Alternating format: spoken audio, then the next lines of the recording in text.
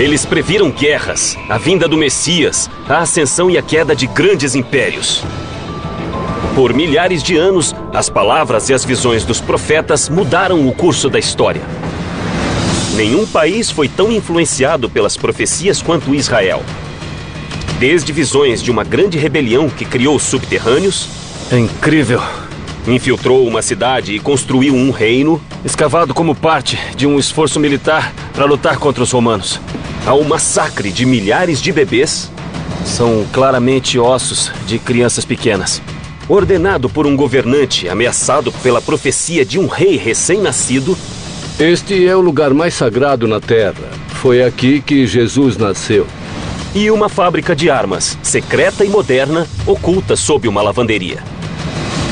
Vamos retirar as camadas do tempo em cidades ocultas e conhecer as profecias do subterrâneo.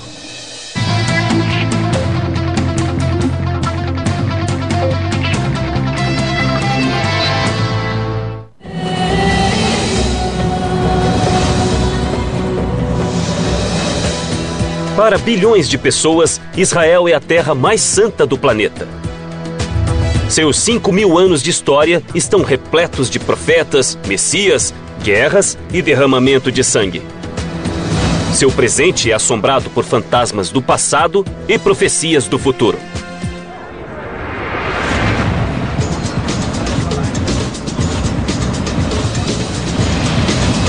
Eu sou Don Wildman e estou em Jerusalém, uma cidade que há milhares de anos é influenciada por profecias, como as promessas do novo reino de Deus aqui na Terra.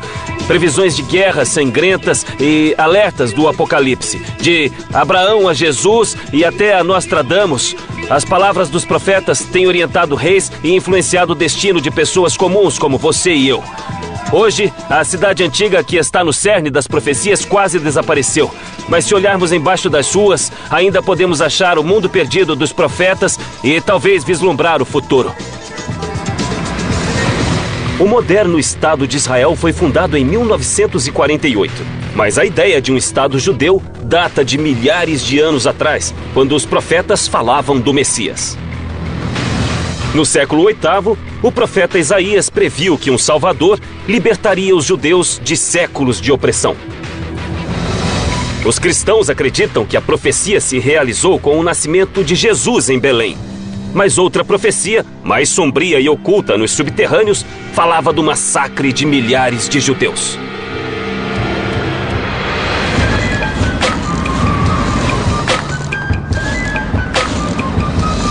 Eu estou a 8 quilômetros de Jerusalém. Estou em Belém, que quase todos conhecem como o local do nascimento de Jesus. Ela fica na famosa Cisjordânia, uma região que pode ser muito perigosa, mas nada perto do que era 2000 anos atrás. E o que se vê por aqui não lembra nada o lugar no ano zero. Mas ainda existem partes do passado ocultas sob o solo. Um passado moldado por duas profecias muito diferentes e muito poderosas. Uma falava do Messias, o Salvador dos judeus oprimidos, e a outra era muito sombria, um alerta assustador de um massacre de inocentes recém-nascidos. A Igreja da Natividade situa-se sobre uma colina no centro da cidade. Com mais de 1.400 anos e ocupando 3 acres, ela mais parece uma fortaleza. Mas alguns passos abaixo deste piso pode ficar o verdadeiro lugar onde Jesus nasceu. Eu vou me encontrar com o professor Kustan Shimali. Ele é especialista na Igreja da Natividade e a família dele mora em Belém desde antes do século XV. Professor? Olá, como vai? Aqui parece um show de rock, né? É sim, parece.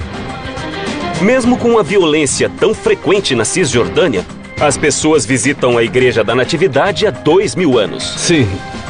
Os visitantes entram por esta portinha, construída pelos otomanos para que os animais não entrassem na igreja.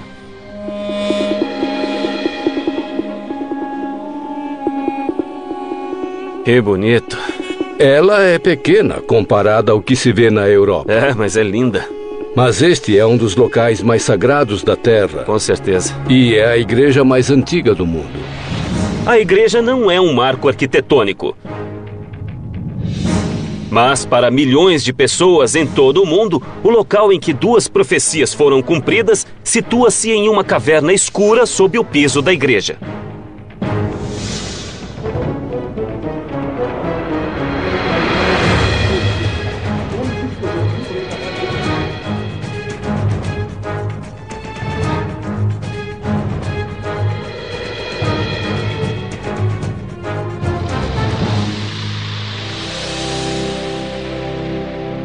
Este é o local da manjedoura. Sei. Depois do nascimento de Jesus, sua mãe Maria o pegou e colocou na manjedoura neste local. E realmente dá para ver a parede de pedra. Sim, Esta é a caverna sim. onde estavam. Eu tô sem palavras. Nós estamos no centro da cristandade, bem aqui. Sim, este é o lugar mais sagrado da terra. É o lugar onde Jesus nasceu. Este é o local do nascimento de Jesus Cristo. E estamos no interior da gruta subterrânea, onde começou a vida mais sagrada de toda a cristandade. Este é o lugar exato da caverna onde ele nasceu. Para muitos, Jesus é o esperado Messias que cumpriu a antiga profecia. Lucas escreveu que Maria e José viajaram 140 quilômetros de Nazaré a Belém para registrar-se no censo romano. Procuraram uma hospedaria, mas dormiram em uma caverna onde havia animais. A partir do século II, os cristãos começaram a fazer peregrinações a grutas. No ano 200, para impedir os cultos cristãos, os romanos construíram um templo de Adonis neste local. No ano 326, quando o cristianismo era a religião dominante do Império Romano Oriental, o imperador Constantino derrubou o templo e construiu uma igreja.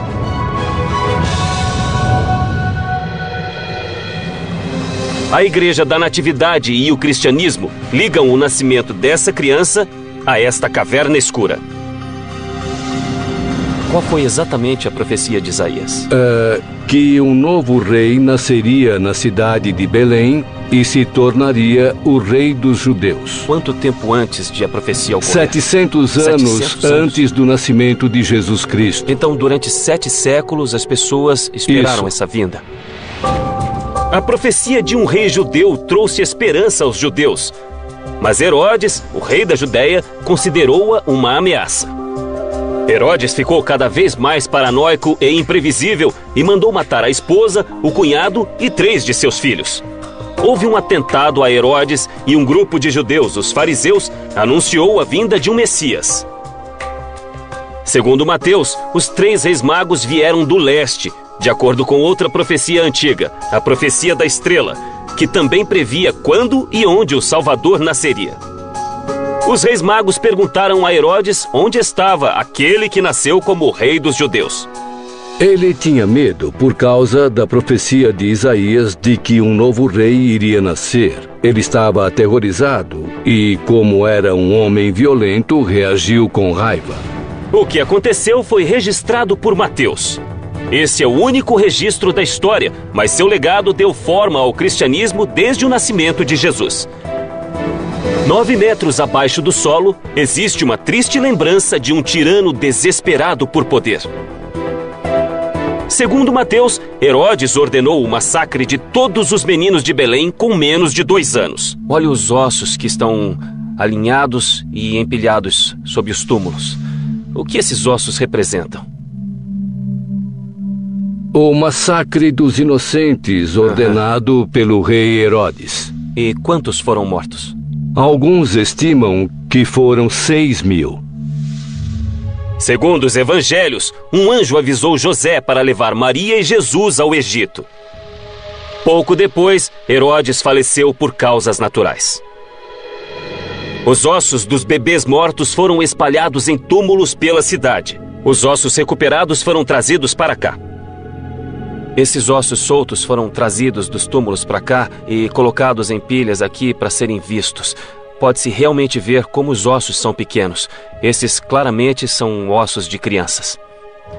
O massacre de inocentes é uma história de um tirano atormentado pela paranoia e impelido a um mal inimaginável pela força da profecia.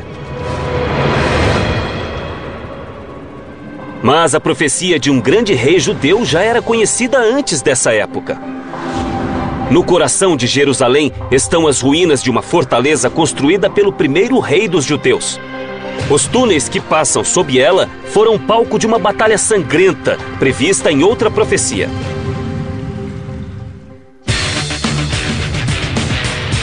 Israel gasta mais per capita para se proteger do que qualquer outro país.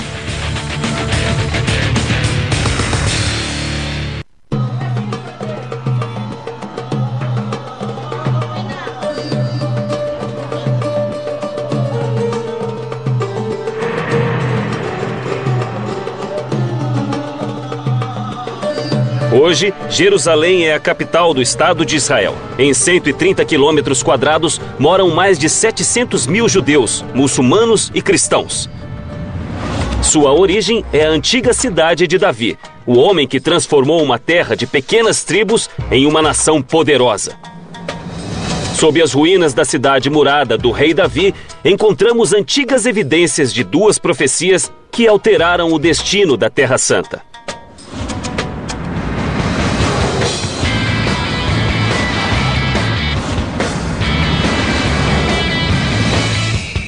Eu estou a caminho da cidade de Davi.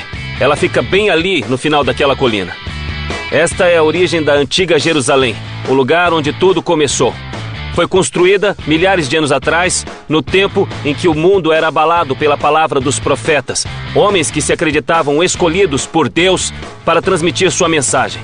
Eles previam tudo, de desastres naturais como terremotos e inundações, a batalhas sangrentas e o declínio de impérios. De fato, eles até previram a destruição deste mesmo local. Sabem de uma coisa? Eles acertaram em cheio. As ruínas da cidade de Davi situam-se ao sul do Monte do Templo, a colina do lendário Templo de Salomão.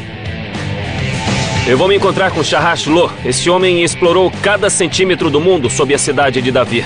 Vamos descobrir como as profecias literalmente moldaram esta cidade.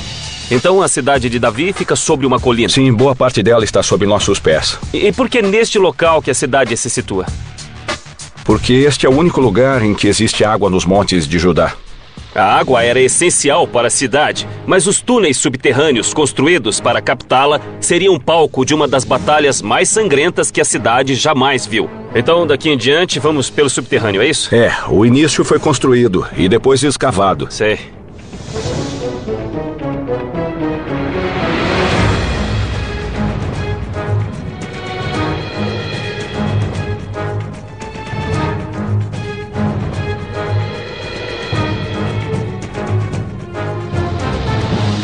Nossa, então fica mais antigo a partir daqui. Sim, daqui até chegar na água. Estamos, na verdade, na entrada original da fonte da cidade de Davi. Sim. E estas paredes foram escavadas, então isso tem milhares de anos. Desde o tempo de Abraão. Que maravilha. Há mais de 5.000 anos, Jerusalém foi fundada por um pequeno grupo de pessoas, atraído pelas águas da fonte de Gihon e pela defesa natural fornecida pelas altas colinas. Durante os 2.000 anos seguintes, foram erguidas muralhas para protegê-la das tribos rivais. Mas as mesmas muralhas que afastavam o inimigo também bloqueavam o acesso àquela que era a única fonte de água da cidade. Por volta de 2000 a.C., os canaanitas escavaram um aqueduto secreto que ligava a fonte e a cidade. Além de abastecer a cidade com água, esse túnel teve papel crucial em uma batalha em Jerusalém. Bom, eu vou parar você aqui um instante, pois quase ninguém sabe, já que não pusemos uma placa, mas bem aqui acima da sua cabeça está a muralha da cidade antiga. Isso significa que você veio de dentro da cidade e agora está indo para fora da cidade. E a muralha da cidade está acima de nós. Aqui estamos fora da cidade. Sim, neste momento você está fora da cidade, isso mesmo. Todos os dias, os canaanitas carregavam pesados jarros de água por essa passagem até uma torre de guarda sobre a fonte e desciam escadas íngremes para coletar água em segurança. A ideia desse maravilhoso sistema era conectar as pessoas que moravam na cidade com a fonte de água. Sem essa fonte, as pessoas morreriam em cerca de 3 dias. As defesas da cidade mantiveram-se por 1000 anos. Então, no ano 1000 a.C., Davi, rei do norte de Israel, quis unificar o povo judeu sob seu comando. Famoso por ter matado o gigante Golias quando era criança, Davi tinha apenas 30 anos quando marchou para Jerusalém com um pequeno exército e uma profecia. A profecia foi basicamente feita pelo profeta Samuel. Ele disse que a partir daquele tempo a cidade seria revelada e existiria para sempre sob a casa de Davi. Toda a casa de Davi reinaria sobre a cidade para sempre. Mesmo que fosse expulso, ele sempre retornaria. Sabemos que Davi conquistou a cidade e a governou por mais de 30 anos. Mas não há sinais de que as muralhas foram invadidas. Não há sinais de destruição. Então, como Davi conseguiu se infiltrar na cidade? Lembre-se, Davi era um jovem muito corajoso, mas ele tinha apenas algumas centenas de guerreiros e não poderia vencer as grandes muralhas da cidade se não usasse o cérebro. Segundo a Bíblia, Samuel profetizou que a vitória de Davi viria em um ataque surpresa desferido através de um cano subterrâneo usado para água.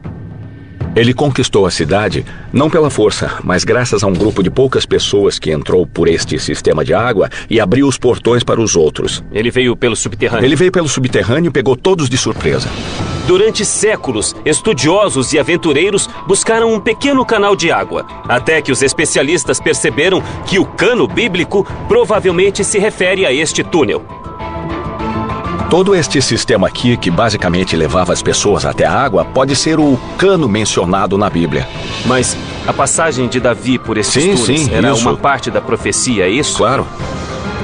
Pelo sistema de túneis, com 40 metros de comprimento, o rei Davi conquistou a cidade e cumpriu a visão profética de Samuel, na qual um rei poderoso criaria um reino judeu. Davi e seus descendentes governaram durante séculos, mudando a face da cidade que passou a ser a capital de um reino poderoso. Mas essa não foi a única profecia em que esses túneis tiveram um papel nas batalhas da cidade. 300 anos depois do rei Davi, Jerusalém confrontou a ameaça poderosa do exército assírio. Segundo as profecias, mais uma vez a vitória dependeria da fonte de Gihon. Estou ouvindo som de água. Sim, é que já estamos lá, bem perto da água.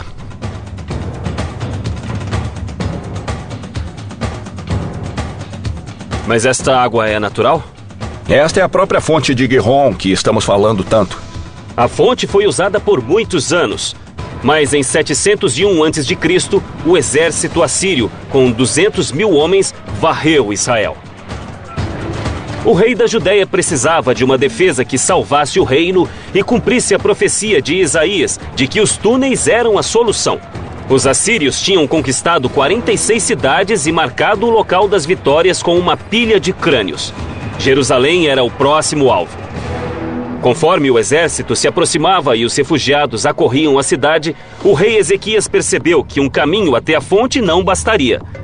Ele precisava de um canal que trouxesse a água para a cidade. Jerusalém tinha crescido 3 ou 4 vezes na época. Enquanto construía uma nova muralha, ele pensou, a água não é bastante para sustentar a todos. Eu preciso resolver isso e realizou um feito incrível.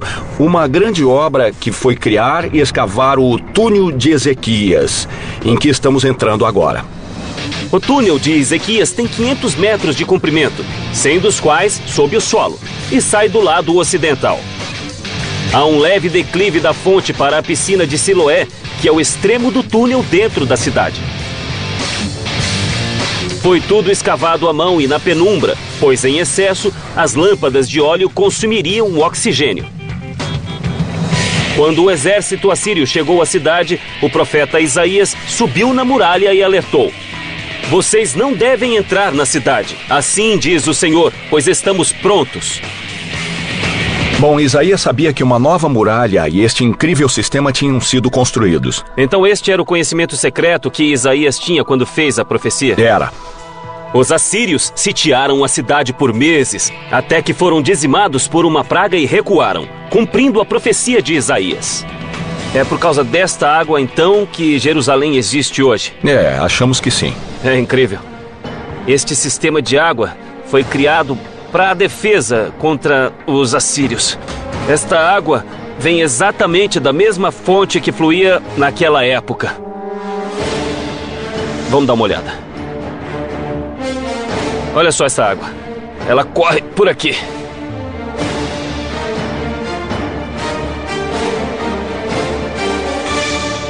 Olha como este túnel é longo. Ele continua nas duas direções. Este túnel é o alicerce da antiga Jerusalém e faz parte de uma profecia. Um profeta disse que o túnel salvaria a cidade. A destruição da cidade foi profetizada. e a destruição do templo, todas essas profecias empilham-se uma sobre a outra e constroem uma lenda que é Jerusalém. Mas o único modo de chegar ao fundo da lenda é descer aqui, até aqui, no subterrâneo.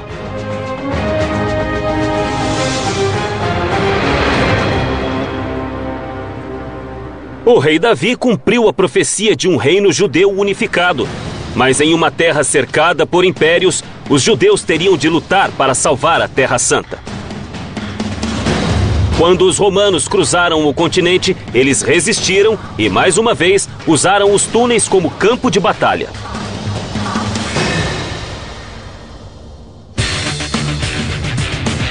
O celular, a mensagem instantânea, o firewall e a mensagem de voz foram inventados em Israel.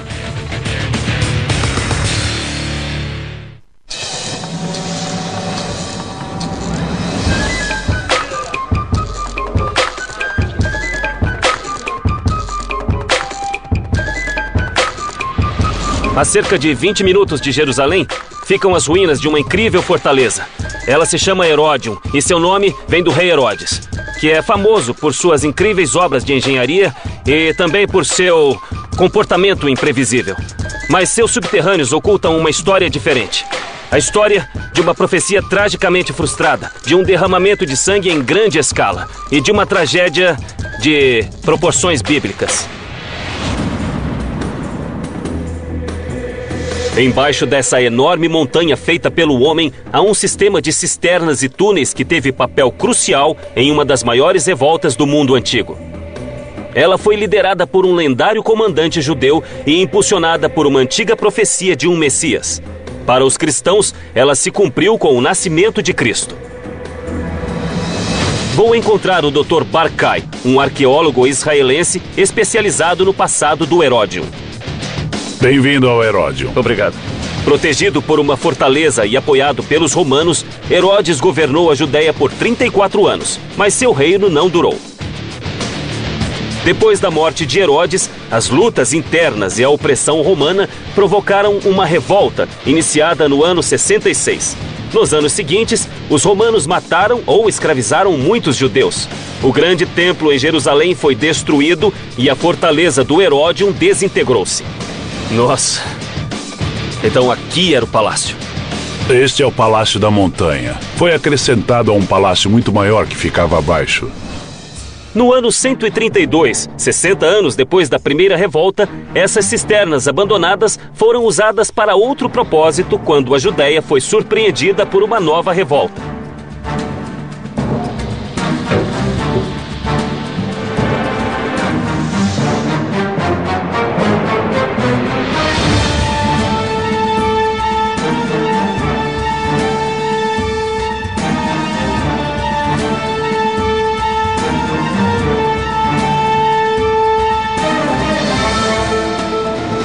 Este é o local por onde eles levavam a água direto ao palácio.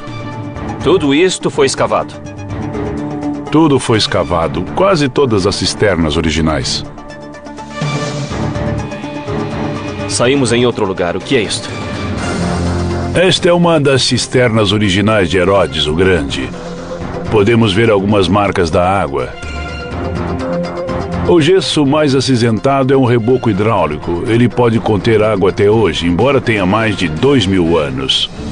Mas em 132, quando irrompeu a rebelião, os judeus transformaram os túneis em uma armadilha mortal. Quando os rebeldes judeus ocuparam as ruínas da fortaleza de Herodes, encontraram o sistema de cisternas e túneis construído 150 anos antes. A fortaleza ocupava 3.000 metros quadrados. Os engenheiros de Herodes criaram uma montanha na planície desértica. Construíram uma estrutura cilíndrica com paredes duplas, cobriram com toneladas de terra e transformaram uma pequena colina em uma imponente montanha de 700 metros de altura. O palácio construído no topo era rodeado por muralhas e torres. Tinha grandes salões, luxuosos aposentos particulares e banhos romanos. O conjunto usava muita água e as cisternas subterrâneas também precisavam ser enormes. Depois da destruição do conjunto, os romanos não se incomodaram com a montanha. Mas os rebeldes conheciam o subterrâneo e seu brilhante líder militar decidiu usá-lo. O líder da segunda revolta era um homem muito carismático. O seu nome era Simão, o filho de Cosiba. Na Torá, o livro dos Números profetiza a chegada do Messias, ou filho da estrela, que virá para salvar os judeus. Para os cristãos, que na época eram apenas uma pequena seita judaica, a profecia previa o nascimento de Jesus. Para a maioria dos judeus, Simão era o Messias, a quem chamavam Bar Kokhba, filho da estrela. Bar Kokhba era um líder militar brilhante e cruel, que exigia lealdade absoluta. Existe uma lenda de que seus homens tinham de cortar os próprios dedos para demonstrar lealdade. Quando Bar Kokhba e seus homens descobriram as cisternas, criaram um plano engenhoso para usá-las contra 12 legiões de soldados romanos, quase 100 mil homens. Eles escavaram as paredes de gesso das cisternas e foram para todas as direções. É um sistema de túneis muito complexo para confundir o inimigo. O túnel dos rebeldes alcançou mais de 300 metros, expandindo as cisternas que já existiam e criando um sistema mais elaborado, usado para guardar armas e suprimentos e também para emboscar os romanos. Quando o exército romano chegou ao Heródium, os rebeldes usaram a rede de túneis para desferir ataques surpresa. Se os romanos encontrassem os túneis, seriam massacrados. Olha isto, olha só como é feito. Eles escavaram este lado, agora está fechado, mas havia uma saída aqui e uma outra saída aqui. Os rebeldes lutaram por mais de 3 anos, mas no final, Bar Kokhba, o filho da estrela, foi morto e os rebeldes foram dizimados. Os sobreviventes foram aprisionados ou vendidos como escravos. Essa é a saída daqui e também a entrada. Mas que batalha mais brutal. Esses homens enfrentaram o Império Romano. Só faria isso quem tivesse convicção. E eles acreditavam ter o apoio de uma profecia segundo a qual seu líder poderia ser o Messias. E depois foram vencidos, com resultados catastróficos para o povo judeu. A desolação começa aqui, no subterrâneo. Há milhares de anos, Israel é o lar do povo judeu. Mas os grandes impérios deixaram sua marca na região. Egípcios, romanos e uma cidade grega perdida ainda estão aqui, sob o solo do deserto.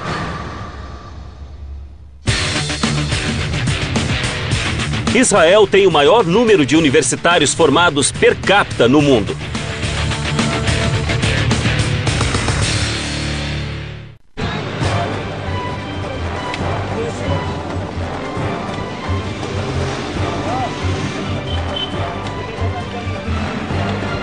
Apesar de milhares de anos de turbulência, Jerusalém continua a existir. Mas uma cidade próxima teve outro destino. Ela foi varrida da face da terra há 2000 anos.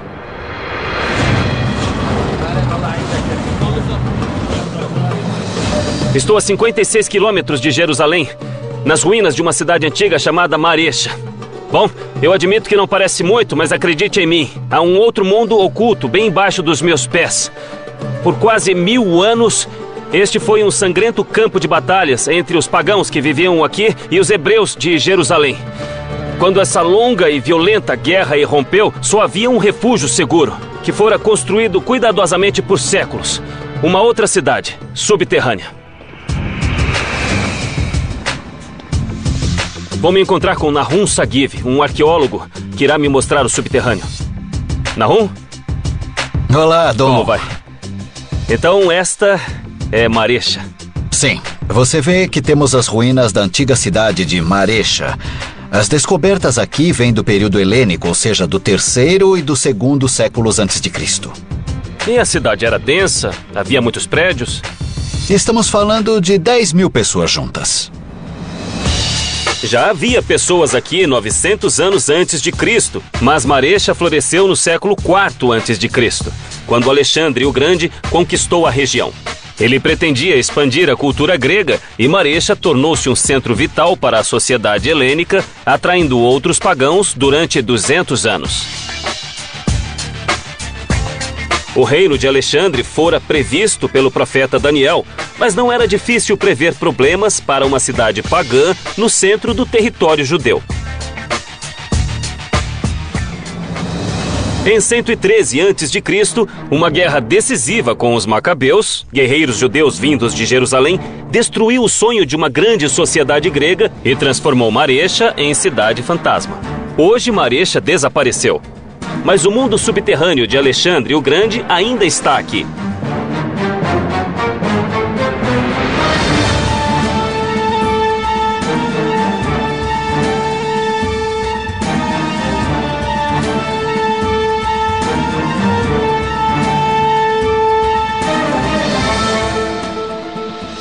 Esta é uma das 800 pedreiras escavadas à mão entre os séculos IV e X. Quase todas têm de 12 a 15 metros. É uma caverna depois da outra.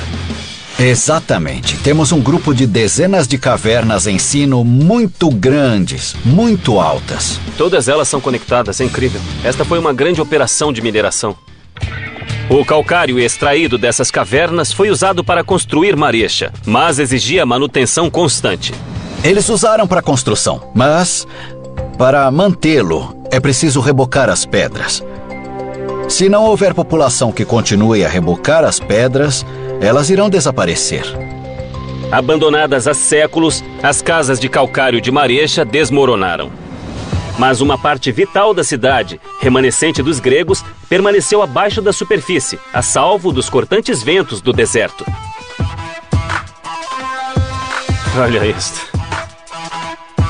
Dê uma olhada. O que é esta coisa? Este é um esmagador. Esmagador. Para azeitonas. Então todo este subterrâneo foi feito para fazer azeite?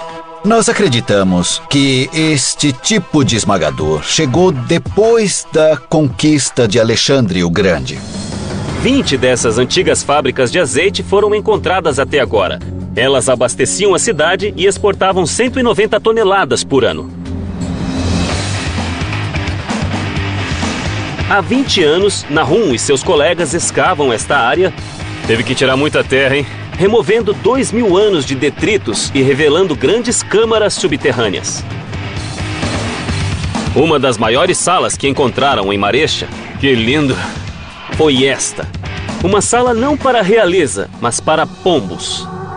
Nossa, tem uma caverna enorme aqui. Olha isto. É incrível. O que é? Isto é um columbário. Um columbário, o que significa? Eles costumavam criar pombos aqui para usar a carne e o esterco. Olha isto. Esses buracos são para criar pombos. Olha só, estão perfeitamente alinhados. No antigo mundo mediterrâneo, os pombos eram uma mercadoria valiosa. Os pombos eram vendidos aos judeus para rituais de sacrifício e os excrementos, ricos em nitrogênio, eram usados como adubo para os olivais. Esses pombais eram muito valiosos para os moradores de Marecha. Este é um dos maiores que temos em Israel, é claro. E aqui, nesta área, nós temos centenas de pombais. Os pombais de Marecha foram criados antes de Alexandre e se expandiram com o tempo. Os pombais tinham 30 metros de comprimento e 10 de altura. Foram escavados em pedreiras de calcário sob a cidade e ampliados cuidadosamente para não provocar desabamento. Os construtores fizeram passagens para que os pombos entrassem e saíssem, mas com aberturas mínimas para barrar o ar seco do deserto que endureceria o calcário. Como a rocha permaneceu macia e fácil de escavar, os pombais foram ampliados para baixo. Marecha era próspera e pagã, e se tornou um alvo quando o líder judeu João Hircano subiu ao poder em 135 a.C. 22 anos depois, ele atacou a cidade. Pouco se sabe sobre a batalha, a não ser o resultado.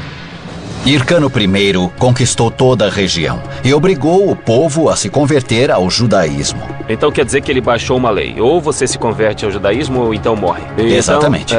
E muitas pessoas acabaram morrendo. Eles tinham seu modo de vida. Tinham muito a perder, então rejeitaram a ordem e pagaram com a vida. Alguns conseguiram escapar, mas em 40 a.C., a rica Maresha estava em ruínas. Por toda parte nesta terra, há derramamento de sangue, guerra e aniquilação. Civilizações esmagadas. Mas esta também é a história de incríveis feitos de engenharia, de sobrevivência sob as mais difíceis circunstâncias. E o lugar onde mais se encontram esses milagres, feitos pelo homem, fica bem aqui, no subterrâneo. A luta pelo controle de Israel já dura milhares de anos e não é história antiga. A profecia que levou o rei Davi a unir os judeus há 3.000 anos ainda é uma força atuante em Israel. Embaixo desta lavanderia, existem evidências de que os rebeldes antigos tinham algo em comum com os modernos: o subterrâneo. A palavra Amém aparece 773.692 vezes na Bíblia.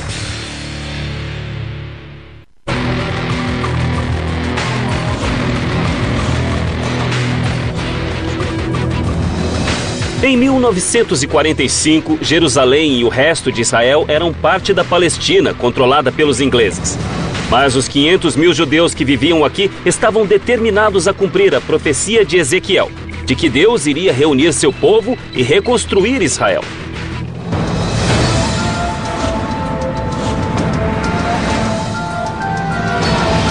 Este kibbutz fica no centro de Israel. Ele é uma comunidade em que todos compartilham a terra e contribuem para o bem geral do grupo. Mas 60 anos atrás, esta comunidade pacífica e idealista ocultava um segredo militar. Bem diante dos ingleses que ocupavam esta área na época, a resistência judia criou uma fábrica de armas secreta, no porão daquilo que aparentemente era uma lavanderia totalmente inocente. Situado apenas 45 quilômetros a noroeste de Jerusalém, o pequeno kibbutz Ayalon teve importante papel na criação de Israel. Eu vou me encontrar com Shalom Hillel, que realmente trabalhou nesta fábrica secreta e pessoalmente ajudou a montá-la. Ele está bem ali. Shalom? Bem-vindo. Bem-vindo ao Instituto Ayalon. Muito obrigado. É uma honra. Shalom Hillel, um dos fundadores de Israel, foi voluntário da Haganah, uma organização paramilitar judia secreta.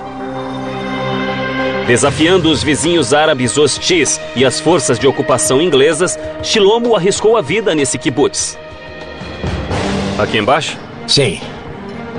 Por favor. Então, existe uma fábrica de armas secreta sob nossos pés. Isso mesmo. Faz muito barulho. Como nunca descobriram que estava aqui? Precisávamos desta máquina de lavar. Ela tinha de funcionar o dia inteiro. Entendo. Para fazer um barulho que cobrisse outros ruídos. Isso aqui que houvesse. faz muito barulho? Faz barulho ao funcionar, sem dúvida. Vamos ver. Ah, muito bom. Esse barulho encobria a fábrica. Era né? esse barulho, sim. E funciona muito bem. Como parte da operação de disfarce, o kibbutz começou a lavar a roupa dos oficiais ingleses. Vocês lavavam as roupas dos ingleses de quem queriam ocultar isto? Sim, eles ficavam satisfeitos porque fazíamos um bom trabalho. E o que teria acontecido com você se descobrissem? Eles teriam prendido? Não, provavelmente mais que isso, porque havia pena de morte para quem produzisse armas. Está falando de garotos de 17 anos. 17 anos, você tinha 22. Eu era o mais velho. A vida dos jovens dependia de manter a fábrica em segredo sob a fachada da vida cotidiana. Nossa, olha só isso. É muito bom. Olha só. Era preciso ser rápido naquela época. Com certeza. Não se podia demorar muito tempo. Esta era a fachada. É surpreendente. Esta é uma história incrível.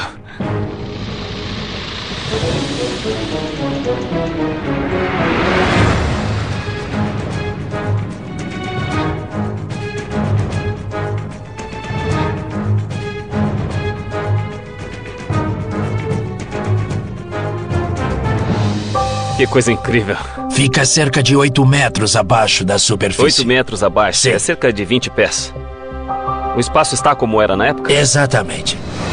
A lavanderia cobria o poço de entrada para a fábrica de balas, 8 metros abaixo.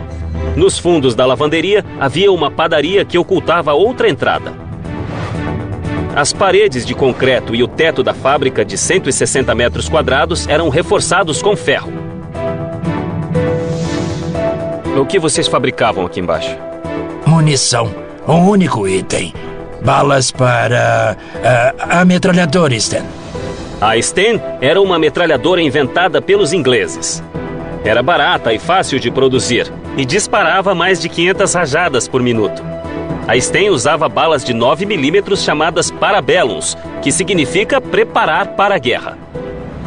Chilomo e os outros na fábrica produziram mais de 2 milhões de balas em segredo total, na tentativa de cumprir a profecia de Ezequiel de reunir os judeus e criar Israel.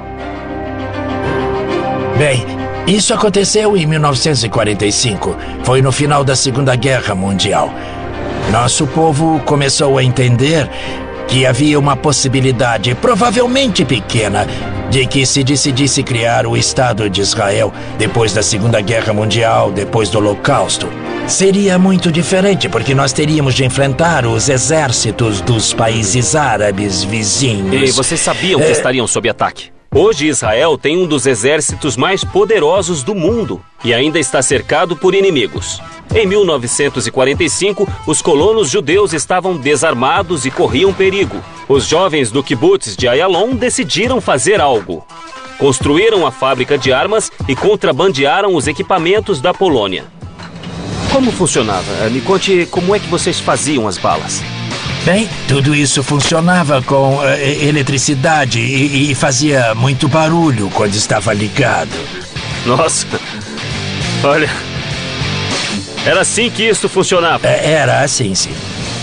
Então, isto é o resultado do metal que era processado, estirado e moldado na bala era preciso que conhecemos. cortar do tamanho exato da bala. Circuncidávamos a bala. Entenda, a Circuncidavam bala. a bala. Então, ao longo desta linha de produção, havia rapazes e moças, homens e mulheres jovens Isso. trabalhando em um processo que desconheciam totalmente até que eles se viram numa operação secreta. Na superfície, havia milhares de soldados britânicos acampados nas proximidades, mas o maior perigo estava na fábrica. Se algo desse errado aqui, não tinha saída. E as paredes Isso podia ter explodido e matado todo mundo aqui dentro. Com certeza. Porque estávamos lidando com pólvora, com dinamite. Mas as balas tinham de ser testadas e a poucos metros do material explosivo, eles criaram uma galeria de tiro. Então, esta é a galeria de tiro. Todos Sim. os dias a qualidade do produto era testada Sim, aqui é isso dentro mesmo, era assim. da própria fábrica. Sim, e na minha opinião, isso era perigoso demais. Apesar dos riscos, não houve acidentes fatais em Ayalon e eles nunca foram descobertos, prova do bom planejamento dessa operação subterrânea. Eles tinham até uma cabine de bronzeamento para parecer que os trabalhadores haviam estado ao ar livre. É incrível o número de detalhes com que tinham que se preocupar. A menor suspeita podia ter sido o fim de todos nós. Vocês viviam um filme de espionagem. Bem, isso foi parte da nossa vida. Isso é, na época, fazíamos isso porque nós sabíamos que nosso trabalho tinha de ser feito e fizemos. Sentíamos satisfação por estar fazendo algo que sabíamos que era importante para a nossa sobrevivência. É impressionante.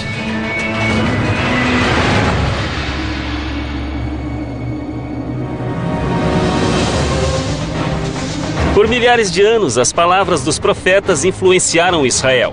Da promessa de um Salvador a alertas de guerra e previsões do futuro da humanidade. Os dias dos profetas terminaram, mas no século XXI, suas antigas visões ainda assombram o futuro.